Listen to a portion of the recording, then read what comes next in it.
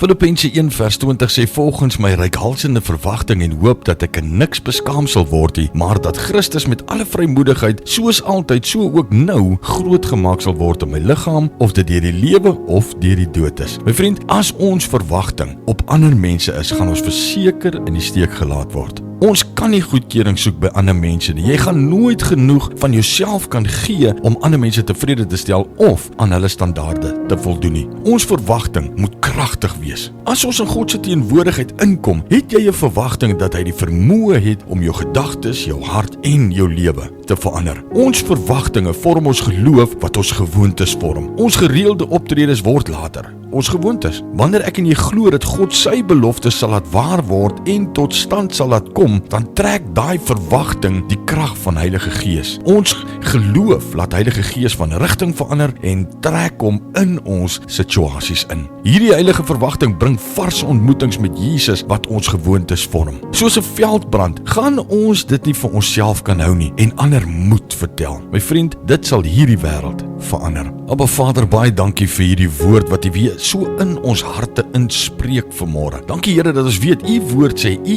ontmoet ons op die vlak van ons verwagting. Help ons Here om 'n behoorlike verwagting te hê, want ons weet U is tot alles in staat. Niks is vir U onmoontlik nie. Dankie dat ons op U kan vertrou. Ons loof U, ons prys U en ons eer U in Jesus se naam. Amen.